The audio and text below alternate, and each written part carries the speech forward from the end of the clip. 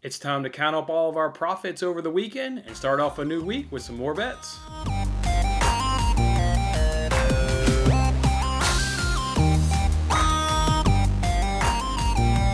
Hey, what's going on, everybody? Thanks for settling on into a Monday edition here of Winning Bets. I hope you guys really enjoyed your weekend.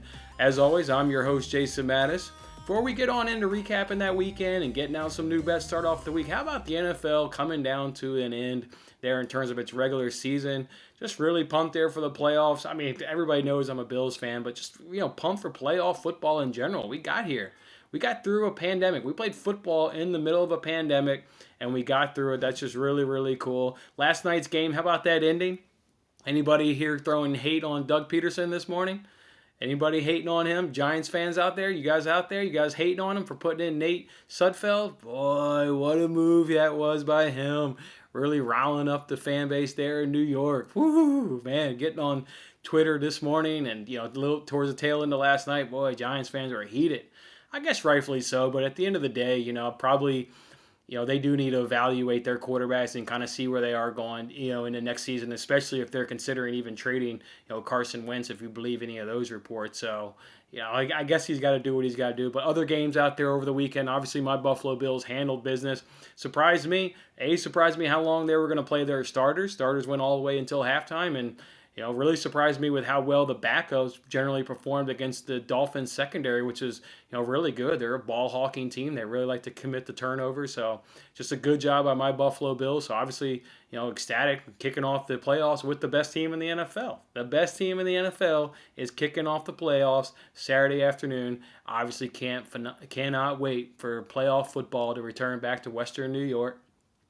What about anybody thinking it's going to be Packers, Chiefs? What do you guys think out there? Packers, Bills? Anybody got another team other than the Packers? I mean, can the Saints do it? Can the Saints hang with the Packers? It's going to be fascinating. I think the Packers, really locking up that home field advantage. They could just maybe march their way right on into a Super Bowl. I know, again, the broadcast was a little bit frustrating me, a little bit in all the games, really. It's just, nobody wants to play Buffalo. Let's give Buffalo some credit. High-powered offense, phenomenal defense, clicking on both sides of the ball. I can't wait. Hopefully we don't lose on Saturday. I'm gonna have to eat my words if we lose on Saturday. Holy cow. All right, guys, let's go ahead and jump on into recapping this weekend. It was a good weekend for us. You guys know that we started our new method here of tracking picks where we put $500 into a DraftKings account, $500 in a FanDuel, and $500 in a PointsBet. Well, before we go ahead and reveal the totals of where those $1,500 stands, let's go ahead and break out the weekend. So as you can see here on the tweet, went overall 5-4 plus 1.48 units. So just a good weekend right there. Went a little bit above 500, but put almost a unit and a half in our pocket. You can see through NBA props, we went 1-1. We were profitable there, making 0.44 units. Soccer, we were profitable there, going 2-1 in soccer and having plus 1.06 units.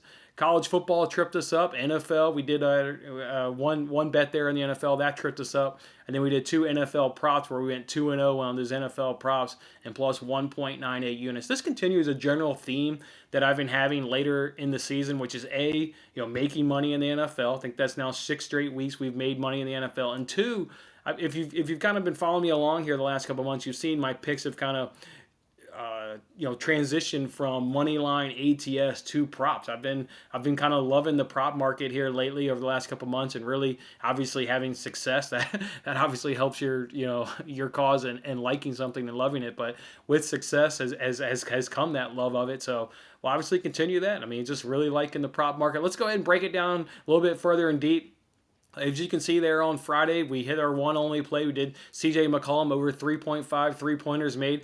You guys know that bet cashed in the 8th minute of the game. In the first quarter, in the first 8 minutes, that bet cashed. He went 4 for 4 in the opening quarter. Unreal. Actually, this is how weird sports betting is. Actually, this is how the margins are razor thin. We've talked about it on a bunch of episodes. It's just razor thin. So he goes 4 for 4 in the first quarter. Again, bet cashes in the first 8 minutes. His stat line, I was curious. He went 4 for 11 in the game. So he didn't make a 3 the entire rest of the game. Gets 4 and then can't make one more. Boy, if he was sitting at 3 for 3 and then gone 3 for 11 total, man, would I have been upset if you get 3 in the first 8 minutes. So that's just a good example of A, it's an easy ass cash, but two, boy, man, just didn't do anything the rest of the game. You'd have been in a sweat if that was set at 4.5. So if we move it over to Saturday, you can see we missed one of our soccer bets where I told you we went 2-1 in soccer. Went under 2.5 in Crystal Palace, Sheffield United. That game had 2 goals in it, and then I parlayed that with under 3.5 in Brighton Wolves. We've talked about it here on the show. Wolves aren't scoring, Brighton's not scoring. 6 goals in that game.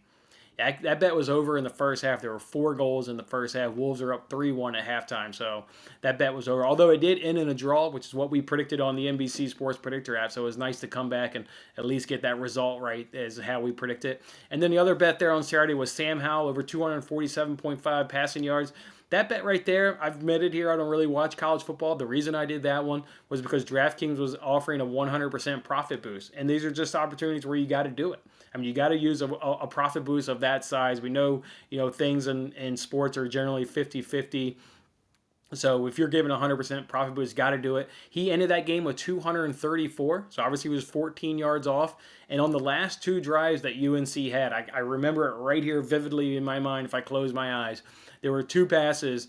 Both of them were dropped by the wide receivers. If either one of those is caught, he goes over 247 passing yards. So just, a bet that was right there. Could have obviously gone either way on that. We were obviously on the losing end of that one, unfortunately. But if they give us another, profit boost of a size like that, I mean, you got to take advantage. So we'll be looking for those we'll be obviously be looking for those coming our way. And then on Sunday, as again, our one NFL bet, I gave you Colts -3.5, and Browns -3.5. Colts, generally handled business. Browns, man, when they went up, what was it, 24? I think it was 24-9. Yeah, it was 24-9. I thought that bet was good. It was good when it was 10-9, and then they came out and got 2 quick touchdowns, but Browns let the Steelers come right back in. That's going to be a good matchup, talking about NFL playoffs. These 2 teams going at it now in the first round. Obviously, Steelers are going to have Ben Roethlisberger in that playoff game. I'm looking forward to that Steelers-Browns game. Our next bet here, and a first drive punt. Congratulations, guys. We've cashed this bet 7 weeks in a row. I absolutely love it. I was on the edge of my seat watching that game, as probably you guys were. I loved it that the Eagles got the ball first. I was hoping that the Eagles would get the ball first. We've talked about how dominant that Washington defense is, so I was really glad that Eagles started that ball off. Then you get that soft roughing the passer penalty. I mean, it's a penalty in today's NFL. Nobody's certainly disputing the call, but just it was super soft, and that puts them now at midfield. You know how Doug Peterson loves to go for on 4th down, but they got to that 4th down. Was it 4th and 1, maybe 4th and 2 right there at midfield? And I was so nervous. You heard Al Michaels even talking about how he likes to go for on 4th down. Then all of a sudden, you see Doug Peterson, make one of these motions, and I instantly knew that was obviously to the special teams coach to call out the punt unit, and just started jumping up and down. Although then it was actually right there at midfield, so I actually stopped jumping up and down. It's like, wait. If he goes for a fake here, midfield, trying to, beat Washington to keep them out of the playoffs, like a fake punt, obviously, the bet's obviously not going to cash at that point either. So literally jumped up and down and had to hold my celebration a few extra seconds, but sure enough, the putt came. So that's just really, we're betting, we're betting that in this first round of playoff. Don't have to wait until Friday. If you see it, go ahead and get it, whatever the line is, as long as it's obviously -150. I know they're playing the Buccaneers.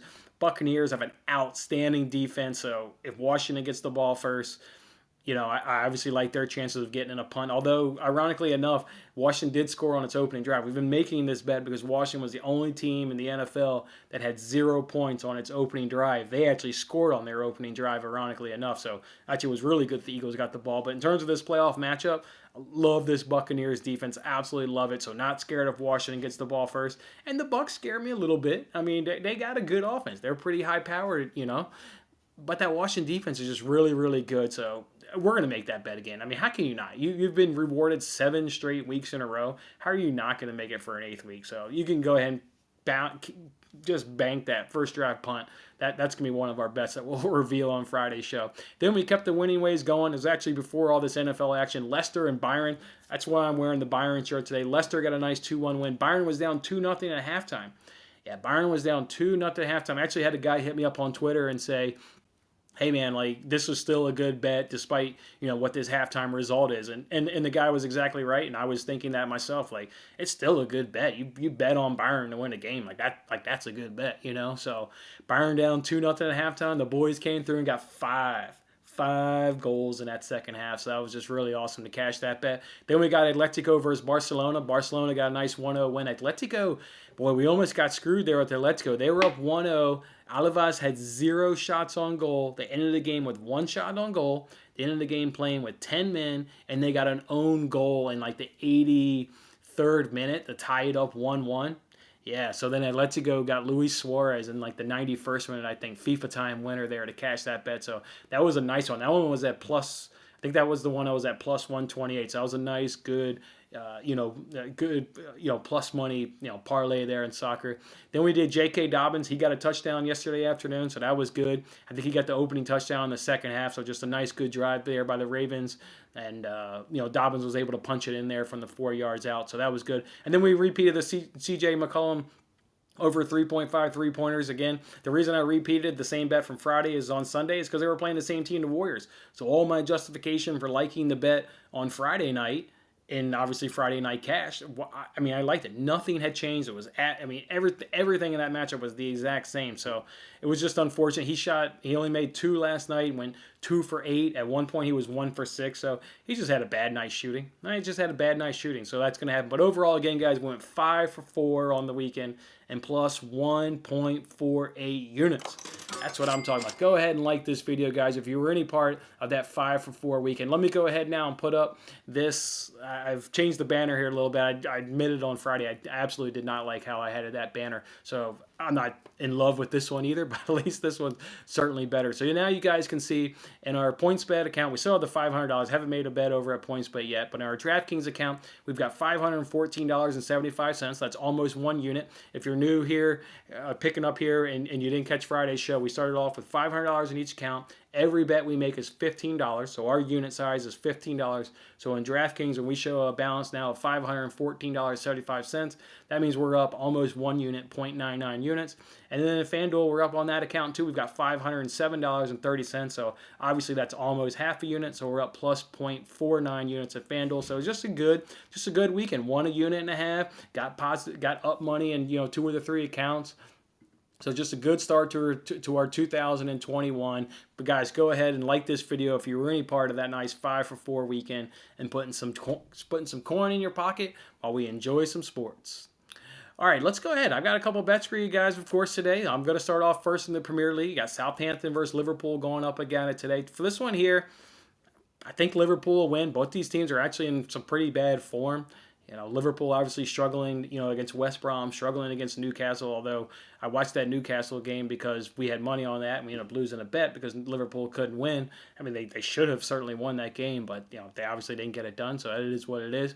But for Southampton, though, they're also in a little bit dip of form here, so I went ahead and do a prop bet for this game instead of, I do think Liverpool can win the game. It's above minus 150, so I couldn't really bet it even if I really wanted to because it was above our cutoff, but if we look at these last 3 games here, head-to-head, in terms of shots for these two teams going at it, in a 4-0 win at Liverpool, there were 33 combined shots. In a 2-1 Liverpool win at Southampton, there were 29 total shots. And then a 3-1 win at Southampton, there were 28 total shots in that. So I'm going to go ahead and take the total shots combined in this game, which is over 23.5, and that comes in at minus 106 over at DraftKings. So that'll be the bet for that game. We'll just hope that they at least put some shots on goals. You guys know errant shots count, obviously shots on goal count, but block shots count too.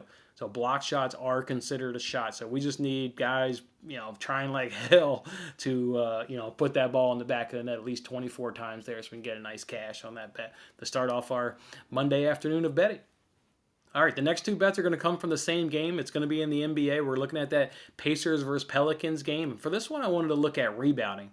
If we look at some of the rebounding stats here earlier on the season, the Pelicans are number 2 in rebounds per game. They're number 1 in rebounds per game in their last 3 games.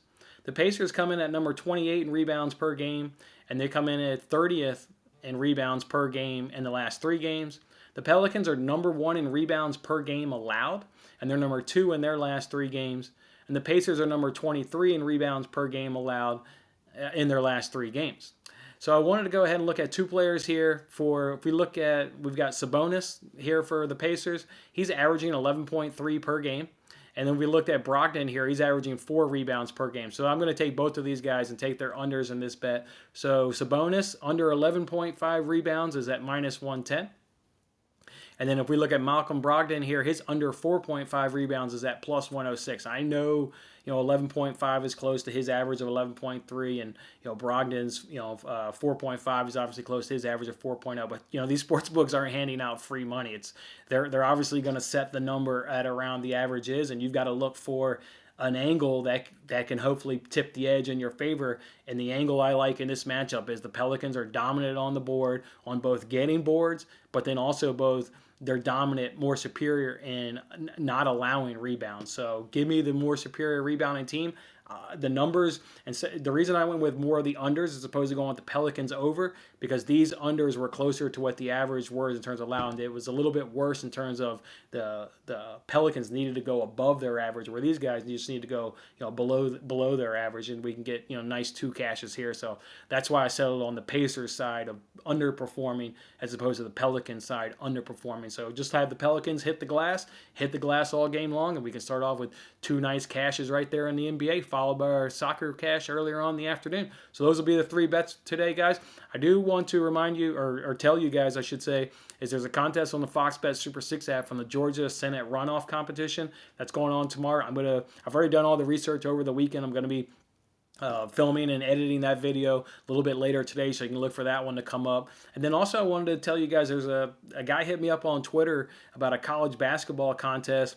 I'll just give you the skinny here real quick. You basically have to make anywhere from 14 to 20 picks, so maximum of 20 picks per week.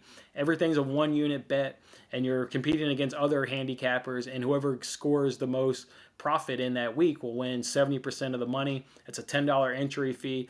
I guess the reason I'm bringing it up is I didn't know if any of you guys were interested in doing that. Obviously, I'll put up the $10 entry fee, and my thinking is if we have any support from you guys out there that want to do it, is we can jump on YouTube Live once a day, so therefore we can have actual real interaction on YouTube Live, and you guys can provide your pick, what you like on the college basketball slate, and we can come together. We can, settle on probably, obviously you got to make at least 2 a day, to meet their criteria of a minimum of 14 picks in the week. So we can settle on a couple picks per day on YouTube Live. If that's of any interest of you, let me know. Just drop a comment in this video here and let me know. My thinking is with the winnings there, let's say 4 people are interested in doing it, and if we make money, then we just split the money evenly, amongst the 4 people. If we get a large amount of participation interest in it, we can just kind of maybe do a random drawing amongst those people who are involved in in this contest that we're doing it. So contest starts every week on a Monday, so plenty of time to think about it. You don't have to come to any conclusion today if you want to just kind of mull it over. We can obviously just do it once. It's not any weekly commitment just because we do it one time. We're not committing ourselves to the rest of the basketball season. So just give it a thought. Just think it over. If it's something you're interested in doing, I'm willing to, obviously pay the entry fee, but then also, hang out on YouTube Live with you guys and talk some college basketball. I think that would also be a lot of fun. So otherwise, guys, that's the day.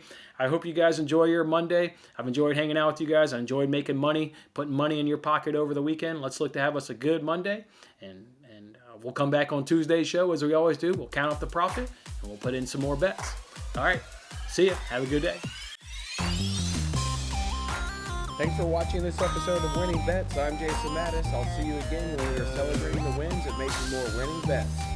Don't forget to like, comment, share, and subscribe for more winning bets.